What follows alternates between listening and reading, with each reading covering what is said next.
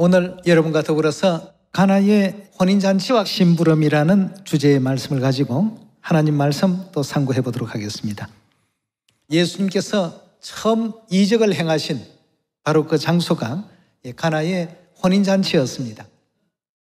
그 가나의 혼인잔치의 내용들을 우리가 또 면밀히 살펴보게 되면 혼인잔치에서 손님들에게 대접할 그 포도주가 다 떨어졌습니다. 거기에 있던 그 하인들은 예수님의 그 어머니였던 마리아를 통해서 주께서 무엇을 분부하든지 너희는 그대로만 행하라고 하시는 이런 이제 부탁의 말씀을 듣고 예수님께서 결국 내리신 처방이 물두멍에 물을 갖다가 가득히 채우라. 그 예수님으로 말미암아서 그 하인들이 물심부름을 했는데 예수님은 그 모든 손님들이 즐겁게 그 혼인잔치를 정리할 수 있도록 그걸 전부 포도주로 변화를 시켜주었다는 것이죠. 우리가 어느 시대든지 하나님의 말씀을 그대로 따르게 된다면 별것 아닌 것 같은 심부름인데 그 심부름을 통해서 하나님은 다른 기적의 그 변화를 일으키신다는 것입니다. 우리 힘을 가지고 우리 능력을 가지고 복음을 하는 것 같지만 하나님께서는 그것을 가지고 영적 세계를 변화를 일으켜버리십니다. 마치 물이 포도주로 변화를 일으키는 것처럼 말이죠. 이 복음에 있어서도 하나님 주신 그 말씀의 어떤 그 권위와 그 권능과 또 말씀을 통해서 일으키시는 그 각가지의 그 이적들 이런 것을 우리가 더 많이 체험을 해보시고 왜 말씀대로 순종하는 것이 가장 은혜로운 복음의 어떤 결실을 남기는 어떤 길일까를 다시 한번 생각해보는 시간을 가져봅시다. 요한복음 2장 1절의 말씀 보겠습니다. 사흘 되던 날에 갈릴리 가나에 혼인이 있어 예수의 어머니도 거기 계시고 예수와 그 제자들도 혼인의 청함을 받았더니 포도주가 모자란지라. 예수의 어머니가 예수에게 이르되 저희에게 포도주가 없다 하니 예수께서 가라사대 여자여 나와 무슨 상관이 있나이까? 내 때가 아직 이르지 아니하였나이다. 그 어머니가 하인들에게 이르되 너희에게 무슨 말씀을 하시든지 그대로 하라 하니라. 거기 유대인의 결례를 따라 두세 통 드는 돌 항아리 6이 놓였는지라. 예수께서 저희에게 이르시되 항아리에 물을 채우라 하신즉 아구까지 채우니 이제는 떠서 연회장에게 갖다 주라 하시매 갖다 주었더니 연회장은 물로 된 포도주를 맛보고 어디서 났는지 알지 못하되 물떠온 하인들은 알더라. 연회장이 신랑을 불러 말하되 사람마다 먼저 좋은 포도주를 내고 취한 후에 낮은 것을 내거늘 그대는 지금까지 좋은 포도주를 두었도다 하니라. 예수께서 이 처음 표적을 갈릴리 가나에서 행하여 그 영광을 나타내심에 제자들이 그를 믿으니라 하였습니다. 그 하인들의 그 입장에서는 물심부름을 했는데 거기에 이제 하나님의 어떤 기적과 권능이 덧입혀지게 되니까 그 물이 포도주로 이와 같이 변화를 하게 된 것입니다. 하나님께서 사마리아 땅끝까지 그들이 듣든지 아니 듣든지 다 전하라 하실 때 우리는 그저 우리 하나님 교회 한번 나와보십시오. 하나님의 교회 참 좋은 교회입니다. 아버지 하나님도 믿고 어머니 하나님도 믿어서 함께 천국 갑시다. 말씀을 전했는데 그 사람이 밤새 어머니 하나님이라는 그 단어에 그냥 이끌려서 말이죠. 그 말씀이 머리에 떠나지 아니하고 이렇게 해서 다음날 교회에 와서 도대체 어머니 하나님이라는 그 내용이 성경에는 있습니까? 아니 성경에 있다마다요. 그 성경에 있으면 한번 보여주십시오. 이렇게 해서 그것이 이제 시초가 되어서 말씀 공부가 계속 연이어지고 하나님의 자녀로 거듭나게 되는 우리가 전하는 것은 그저 물심부름 정도 평범한 어떤 심부름 정도밖에 안 한 것 같은데 하나님께서는 그걸 전부 변화시켜 주십니다. 그러니 우리 주위에 있는 형제나 자매나 가족이나 이웃이나 또 친구나 동료나 누구든지 두려워하지 말고 그들이 듣든지 아니 듣든지 하나님께서는 다 고하고 알리라 구했으니까요.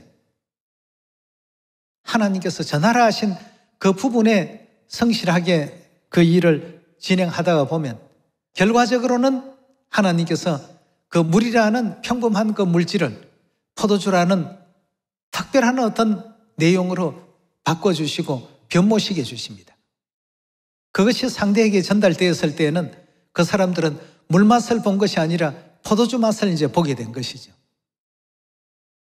이런 어떤 그 역사가 우리 하나님 권능 안에 다 있는 어떤 역사이기 때문에 우리는 항상 하나님께서 명하신 대로 때를 얻든지 못 얻든지 항상 전하는 일을 힘쓰다가 보면 어떤 사람은 다른 수많은 말들은 귀에 들어오지 않고 안식일이 토요일인데 그거 안 지키면 구원 못 받는다는 이 말씀만 머릿속에 남아서 그것이 밤새도록 잠을 못 자게 하고 그럼 이제까지 지켜왔던 일요일은 도대체 뭐가 된단 말인가?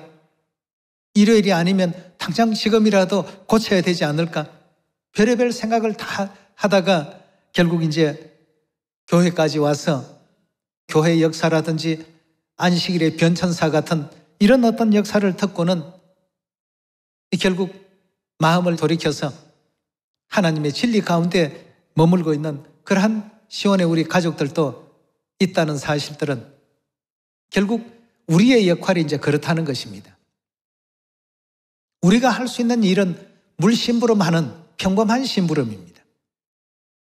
그러나 그것을 가장 극상품의 어떤 포도주로 바꿔주시는 이 역할은 하나님께서 전부 이와 같이 하신다는 것, 이것은 어떤 말씀 좋으신 목사님에 의해서 또 아니면 전도사님에 의해서 어떤 장로님에 의해서 권사님에 의해서 이루어지는 것이 아니라 하나님께서 그 속에서 변화의 어떤 작용을 일으켜 주신다는 것입니다. 우리 누가복음 5장의 말씀도 한번 살펴보시면서 항상 하나님께서 하라 하신 일은 평범하고 작은 일이라 할지라도 그 결과는 큰 결과로서 허락하신다는 것 꼭 한번 생각해 보는 이 시간이 되길 바랍니다. 누가복음 5장 1절의 말씀 보겠습니다. 무리가 옹이하여 하나님의 말씀을 들을새 예수는 게네사렛 호숫가에 서서 호숫가에 2배 있는 것을 보시니 어부들은 배에서 나와서 그물을 싣는지라. 예수께서 한 배에 오르시니 그 배는 시몬의 배라. 육지에서 조금 뛰기를 청하시고 앉으사 배에서 무리를 가르치시더니 말씀을 마치시고 시몬에게 이르시되 깊은 데로 가서 그물을 내려 고기를 잡으라. 시몬이 대답하여 가로되 선생이여 우리들이 밤이 맞도록 수고하였으되 얻은 것이 없지만은 말씀에 의하여 내가 그물을 내리리이다 하고 그리한즉 고기를 내온 것이 심히 많아 그물이 찢어지는지라. 이에 다른 배에 있는 동무들을 손짓하여 와서 도와달라 하니 저희가 와서 2배 채우매 잠기게 되었더라.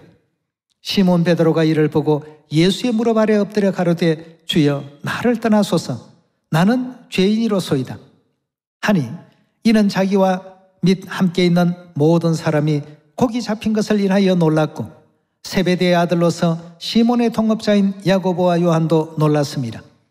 예수께서 시몬에게 일러 가라사대 무서워 말라. 이제 후로는 내가 사람을 취하리라 하시니 저희가 배들을 육지에 대고 모든 것을 버려두고 예수를 쫓으니라 구했습니다. 지금 누가복음 5장의 이 장면도 역시 마찬가지입니다. 예수님께서 한 번 더 깊은 데 들어가서 거기에 그물을 한번 내려보라. 밤새도록 우리가 이렇게 해봤지만 아무 결과가 없었는데 지금 뭐 내려본다고 해서 다른 뭐 특별한 일이 있겠습니까? 그렇지만 말씀에 의지해서 그물을 내려보겠습니다만 이때 베드로는 고기를 잡기 위한 어떤 특별한 장치를 한 것도 아니고 평범한 심부름을 했습니다. 계속해서 그물을 내려서 고기를 잡아왔던 동일한 장소였습니다. 평범한 어떤 일상의 하나였습니다. 근데 말씀이 계시고 나니까 변화가 일어났습니다. 우리가 하고 있는 이 일들이 그냥 내가 하는 일일 때에는 베드로처럼 어떤 결과가 없는 일들을 할지 모르지만 하나님의 심부름일 때는 양상이 달라지죠. 심부름이 아니라 내가 주관해버리는 어떤 일들로 바뀌게 될 때에는 이런 변화는 전혀 일어나지 않습니다. 수십 번, 수백 번 같은 자리에 그물을 내렸다 할지라도 하나님의 심부름일 때에는 상황이 달라집니다.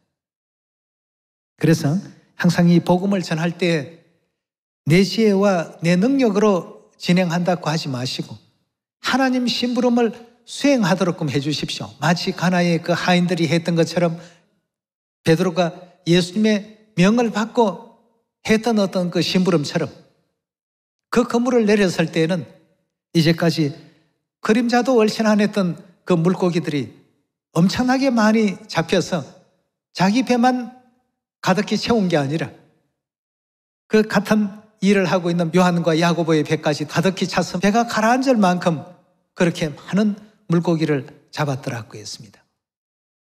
이런 어떤 내용들이 성경 속에 우리에게 어떤 교훈을 남기기 위해서 기록되어 있을까를 우리 한번 유심히 살펴볼 필요가 있겠습니다. 우리가 처음 복음을 할 때는 하나님의 뜻을 받들어 열심히 합니다. 그러나 좀 오래되면 내가 이제 말씀도 익숙해지고 전도 환경도 익숙해지고 분위기도 익숙해지고 사람들 대하는 것도 익숙해지고 모든 게 다 익숙해질 때에는 하나님의 심부름이 아닌 내 개인의 어떤 일을 할 때가 있습니다. 이렇게 된다면 베드로처럼 밤새 그물을 내려보지만 아무것도 소득이 없는 그런 일을 할 수밖에 없습니다. 그럼 결과가 있으려면 어떻게 해야 되는가? 하나님의 심부름을 해야 됩니다. 가나의 혼인잔치에서 예수님의 심부름을 했던 그 하인들, 예수님의 심부름을 했던 베드로, 이런 사람들은 전부 놀라운 결과를 맞이하지 않습니까? 오직 하나님의 그 뜻을 진심 어린 마음으로서 믿고 그 일에 성실하게 수행하는 이런 어떤 경우가 있을 때 변화는 전부 하나님께서 일으키시지 하인이 물을 포도주로 만든 것도 아니고 베드로 자신이 없던 그 고기를 만들어서 그물에다가 그렇게 많이 잡히도록끔 한 것은 아니었습니다. 그 일이 되고 안 되고의 그 원천이 과연 어디에 있는가를 우리가 다시 한번 생각해 본다면 하나님이 보배입니다. 모든 것은 하나님께 달려있기 때문에 하나님을 보배 삼을 줄 아는 모든 시온의 자녀들이 다 되셔야 되겠고 하나님께서 이끌어 주신다면 황무지도 다 꽃밭으로 변목할 수 있지 않습니까? 철옹의 요새인 여리고도 맥없이 무너지는 성으로 돌변할 수가 있습니다. 우리 사람의 눈으로 볼 때는 굉장히 대단한데도 하나님께서 거기에 작용을 하시니까 아무것도 아닌 것 같이 만들어 버리시지 않습니까? 우리는 이런 하나님의 어떤 그 능력과 그 기적의 역사를 매일같이 경험하고 또 다시 이제 느끼고 이렇게 하면서 천국으로 한 걸음 한 걸음 전진해 나가야 되겠습니다. 열왕기하 5장의 말씀도 우리 한번 살펴보도록 합시다. 열왕기하 5장 1절의 말씀 보겠습니다. 아람 왕의 군대 장관 나아만은 그 주인 앞에서 크고 존귀한 자니 이는 여호와께서 전에 저로 아람을 구원하게 하셨습니다. 저는 큰 용사이나 문둥병자였더라 고 했습니다. 아람 나라의 군대 장관 하면 요즘 현대 어떤 그 직책으로 말하면 국방부 장관 정도 되는 그런 나만이라는 사람이 있었습니다. 대단한 어떤 장군이지만 몸에 문둥병을 가지고 있었습니다. 그래서 수소문한 끝에 결국 그 엘리사라는 하나님의 선지자를 통해서 병을 고칠 수 있다라는 이와 같은 기별을 듣고 엘리사를 이제 만나러 가는 장면입니다. 8절로 넘어가겠습니다. 하나님의 사람 엘리사가 이스라엘 왕이 자기 옷을 찢었다 함을 듣고 왕에게 보내어 가로되 왕이 어찌하여 옷을 찢었나이까? 그 사람을 내게로 오게 하소서. 저가 이스라엘 중에 선지자가 있는 줄을 알리이다. 나아만이 이의 말들과 병거들을 거느리고 이르러 엘리사의 집문에 서니 엘리사가 사자를 저에게 보내어 가로되 너는 가서 요단강에 몸을 7번 씻으라. 네 살이 여전하여 깨끗하리라. 그래도 그 명색이 국방부 장관 정도 되는 사람인데 엘리사의 집까지 이제 찾아갔으니 엘리사가 나와서 극진하게 영접해주는 그런 환경의 어떤 내용이 있어야 되는데 문 밖에 나와보지도 않고 말만 이제 전합니다. 요단강에 가서 몸을 7번 씻게 되면 당신의 그 문둥병이 다 나아지게 될 것이다. 11절의 말씀 보면 나아만이 노하여 물러가며 가로되 한 나라의 국방부 장관 정도 되는 그런 사람이 왔는데도 자기를 대하는 태도나 대접이 소홀하다고 생각하니까 화가 나서 이제 그냥 돌아가려고 했습니다. 노하여 물러가며 가로되 내 생각에는 저가 내게로 나와 서서 그 하나님 여호와의 이름을 부르고 당처 위에 손을 흔들어 문둥병을 고칠까 하였도다. 다메섹강 아마나와 바르발은 이스라엘의 모든 강물보다 낫지 아니하냐? 내가 거기서 몸을 씻으면 깨끗하게 되지 아니하려 하고 몸을 돌이켜 분한 모양으로 떠나니 그 종들이 나와서 말하여 가로되 내 아버지여 선지자가 당신을 명하여 큰 일을 행하라 하였다면 행치 아니하였으리까? 하물며 당신에게 이르기를 씻어서 깨끗하게 하라 함이리이까? 나아만이 이에 내려가서 하나님의 사람의 말씀대로 요단강에 7번 몸을 잠그니 그 살이 여전하여 어린아이의 살 같아서 깨끗하게 되었더라 하고 했습니다. 여기에 일어나는 이 역사도 마찬가지입니다. 물이라는 그 자체가 아무리 수질이 좋아도 문둥병 치유할 수 없습니다. 그러나 요단강은 훨씬 그 수질이나 모든 면에서 떨어지지만 거기에 무엇이 작용합니까? 하나님의 그 권능의 역사가 작용하는 곳이기 때문에 그래서 요단강에 가서 7번 당신의 몸을 씻으라고 말이죠. 나아만 장군의 그 생각대로 그냥 자기 나라에 있는 그 아마나 강과 바르발 강에 가서 7번 아니라 700번, 7만 번을 씻는다 하더라도 그 문둥병은 없어질 수가 없습니다. 이처럼 우리는 복음을 진행하면서 내 생각이 많을 때가 많습니다. 하나님의 생각보다도 나의 생각을 많이 이렇게 넣어서 논리적이고 물리적인 어떤 현상의 세계 속에서 모든 것을 이제 자꾸 판단을 하는 것이죠. 엘리사 같은 사람도 자기의 어떤 능력으로 하는 것이 아니라 하나님의 성령의 능력을 덧입고서 지금 일을 진행하고 있는 것 아니겠습니까? 그런데 나아만 장군은 자기 생각을 넣었습니다. 물리적으로는 우리 강이 이스라엘 모든 강보다도 훨씬 깨끗한데 그 깨끗한 데서 씻으면 되지. 왜 그 지저분한 요단강에 가서 씻으라고 하느냐 말이에요.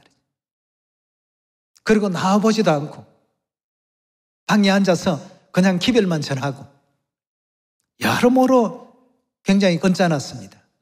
그러나 엘리사를 찾아간 것은 문둥병을 고치러 간 것이지 대접받으러 간 것이 아니었거든요.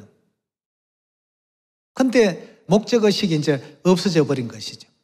자기를 대하는 태도에서 마음이 상하고 또 처방해준 처방전이 마음에 들지 않는 겁니다. 내 마음에 안 든다고 안 할 게 아닙니다.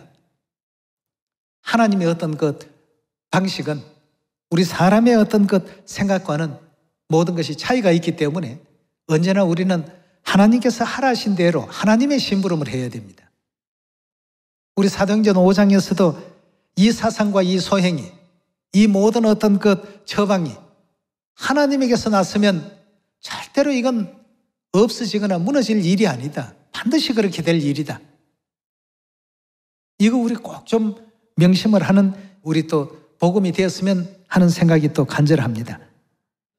심부름했던 가나의 하인들, 예수님의 명을 받들었던 베드로, 요단강에서 일어났던 나만 장군의 그 기적, 이 모든 부분에는 하나님의 심부름이 다 결부되어 있습니다.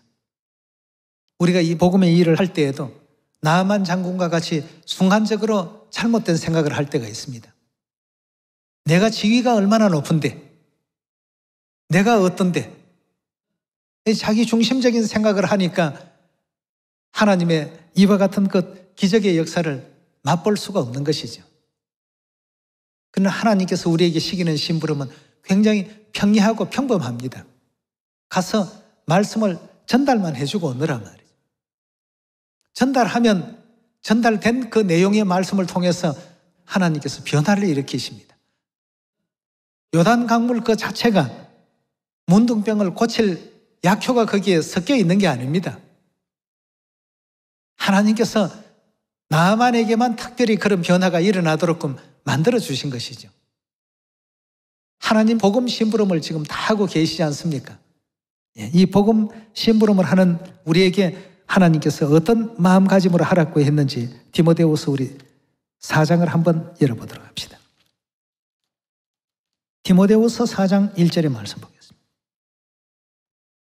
하나님 앞과 산자와 죽은 자를 심판하실 그리스도 예수 앞에서 그의 나타나실 것과 그의 나라를 두고 엄히 명하노니 너는 말씀을 전파하라고 했습니다. 이 성경 66권은 하나님의 성령의 감동함을 입은 선지자들에 의해서 기록해 놓으신 하나님의 거룩하신 말씀입니다. 그렇다면 누구를 통해서 기록되었다고 할지라도 이 말씀은 전부 누구의 말씀입니까? 하나님께서 주신 말씀입니다. 가나의 하인들에게 심부름을 시키실 때 돌 항아리에 물을 채우라 하고 하시는 그 하나님 말씀 그대로 너는 말씀을 전파하라는 심부름을 그대로 받들면 됩니다. 내 능력을 가서 그 사람에게 보이고 오라는 것 아니죠. 아니 그렇습니까? 가나의 그 심부름 속에 하인들의 어떤 능력으로 포도주를 만들어 오라는 예수님이 그런 분부가 있었습니까? 단지 물만 채우라고 했습니다. 나머지는 내가 하겠다는 겁니다. 우리는 그럼 뭘 하느냐? 2절의 말씀 다시 봅니다. 너는 말씀을 전파하라. 때를 얻든지 못 얻든지 항상 힘쓰라. 범사의 오래 참음과 가르침으로 경책하며 경계하며 권하라. 자, 이제 말씀을 전파하고 때로는 오래 참음과 가르침으로 하나님의 그 말씀을 통해서 경책, 경계, 권면 이런 것이 이제 전부 이루어져야 되겠죠. 3절입니다. 때가 이르리니 사람이 바른 교훈을 받지 아니하며 귀가 가려워서 자기의 사욕을 쫓을 스승을 많이 두고 또 그 길을 진리에서 돌이켜 허탄한 이야기를 쫓으리라. 그러나 너는 모든 일에 건신하며 고난을 받으며 전도인의 일을 하며 내 직무를 다하라고 했습니다. 하나님께서 이 심부름을 우리에게 부탁을 하고 계시는 겁니다. 과거 노아 당시의 그 역사를 보면 하나님께서는 방주라는 것을 노아에게 심부름을 시켰습니다. 노아는 거기에 다른 그 어떤 생각도 안 했습니다. 여기 비용이 얼마나 들어갈까? 또 일꾼은 얼마나 있어야 될까? 시간은 얼마나 들까? 이것보다도 하나님께서 지어라 하시니 그냥 착수하고 지었습니다. 하나님께서 설계해 주신 그대로 심부름을 한 것이죠. 결국 노아가 하나님의 명하신 그 뜻을 따라서 그대로 다 준행하였더라. 성경에 보면 그렇게 기록이 나옵니다. 다 준행한 결과 노아와 그 가족들과 또 더불어서 그 방주에 탔던 짐승들 전부 이렇게 살려낼 수 있는 구원의 어떤 큰 어떤 그 역할을 할 수가 있었던 것입니다. 노아는 그 배를 만들면서 내가 인류를 구원해야 되겠다는 이런 생각보다도 하나님께서 하라고 하신 대로 심부름만 한 것입니다. 하나님께서 그 배를 파손되게도 아니하시고 엄청난 홍수의 어떤 그 경랑 속에도 깨어지지 아니하고 돛대도 없고 키도 없는 그런 배가 말이죠. 정확히 아라랏 산 꼭대기에 도착해서 거기서 가장 높은 곳에 머물 수 있도록끔 하나님께서는 그렇게 그 배를 운용해 가셨습니다. 이 복음의 역사도 그렇습니다. 우리 교회가 아버지 하나님, 어머니 하나님께서 이끄시고 인도하시는 교회이기 때문에 우리에게 사마리아 땅 끝까지 때를 얻든지 못 얻든지 열심히 너희가 전해 들었던 그 소식을 전하라고 했습니다.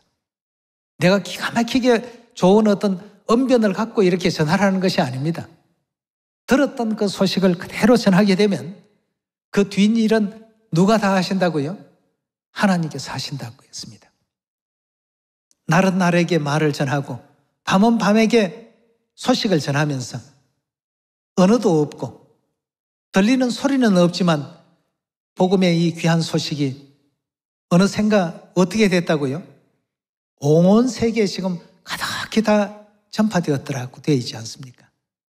예. 하나님께서 어떤 방법으로 하실지 우리는 다는 알 수 없습니다. 에스겔서 2장 3절의 말씀 보겠습니다. 내게 이르시되 인자야 내가 너를 이스라엘 자손 곧 패역한 백성 나를 배반한 자에게 보내노라. 그들과 그 열조가 내게 범죄하여 오늘날까지 이르렀나니 이 자손은 얼굴이 뻔뻔하고 마음이 강팍한 자니라.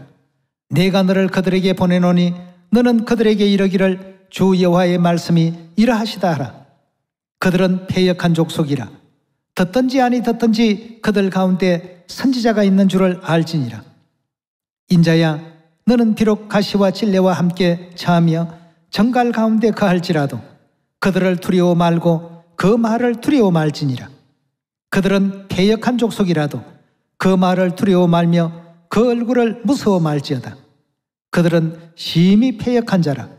듣든지 아니 듣든지 너는 내 말로 구하라고 했습니다. 그들을 절대 두려워하지 말고 내가 그들에게 전할 이 말을 네가 가서 다 전해주라고 했습니다. 그렇게 하면 우리는 전한 것밖에 없는데 그 뒤의 일들은 전부 하나님께서 역사하시겠다는 것입니다. 내가 전하면서 뭔가 만들어야 되고 내가 어떻게 해야 되고 내가 재창조해야 되고 그런 역할을 여러분들에게 맡긴 게 아닙니다. 물두멍에 물을 떠서 채우라고 하는 이 가나의 하인들과 같은 그런 평범한 심부름을 이제 우리가 맡게 된 것이죠. 그 뒷일은 우리 하나님께서 역사를 일으키시고 하나님께서 조정해 가시고 하나님께서 이루어 가십니다. 이런 놀라운 일에 수많은 다른 사람들도 있지만 우리가 이제 부르심을 입고 사명을 받은 사명자가 되었다는 것을 생각할 때 하늘아버지 어머니께 무한한 감사와 영광을 돌리지 않을 수 없습니다. 왜냐하면 이 복음은 반드시 사마리아 땅끝까지 다 전파될 복음이요. 틀림없이 100% 이건 완전히 다 성취될 어떤 복음을 우리에게 지금 맡겨주셨으니까 말이죠. 그래서 때를 얻든지 못 얻든지 그들이 듣든지 아니 듣든지 전부 알려주고 고해두라고 하셨습니다. 그렇게 되면 하나님께서는 그들이 전해들은 그 내용이 어느 순간인가는 어떤 상황 속에선가는 반드시 기억나게 하시고 그들로 하여금 하나님을 찾게끔 하시겠다는 것입니다. 그런 어떤 예들이 지금 이 시대의 복음 역사 가운데서도 참으로 많이 일어나고 있고 이루어지고 있습니다. 마가복음 16장 한 말씀만 더 찾아보도록 하겠습니다. 16장 15절의 말씀 보시면 또 가라사대 너희는 온 천하에 다니며 만민에게 복음을 전파하라고 했습니다. 우리가 해야 될 심부름입니다. 마가복음 16장 15절 다시 한번 더 보겠습니다. 또 가라사대 너희는 온 천하에 다니며 만민에게 복음을 전파하라. 믿고 세례 즉 침례를 받는 사람은 구원을 얻을 것이요 믿지 않는 사람은 정죄를 받으리라. 믿는 자들에게는 이런 표적이 따르리니 곧 저희가 내 이름으로 귀신을 쫓아내며 새 방언을 말하며 뱀을 집으며 무슨 독을 마실지라도 해받지 아니하며 병든 사람에게 손을 얹은 적 나으리라 하시더라. 주 예수께서 말씀을 마치신 후에 하늘로 올리우사 하나님 우편에 앉으시니라. 제자들이 나가 두루 전파할세 주께서 함께 역사하사 그 따르는 표적으로 말씀을 확실히 증거하시니라 고 했습니다. 우리도 이런 어떤 믿음 속에서 이제 내가 무언가를 해야 된다는 이런 어떤 압박감 때문에 복음에 대한 이 내용을 어렵게 생각하고 두렵게 여기는 분들이 계신다면 우리의 그 역할은 가나의 하인들이 했던 심부름과 같이 아주 단순하고 쉬운 겁니다. 이것도 해야 되고 저것도 해야 된다 하니까 어렵게 느껴져서 그렇죠. 우리 하나님께서 다 이루어 가십니다. 그래서 사마리아 땅끝까지 이 복음이 신속히 전파되어서 그리운 영원한 천국 모두가 다 영접할 수 있는 복된 한 해가 꼭 되기를 당부드리면서 말씀 마치도록 하겠습니다. 감사합니다.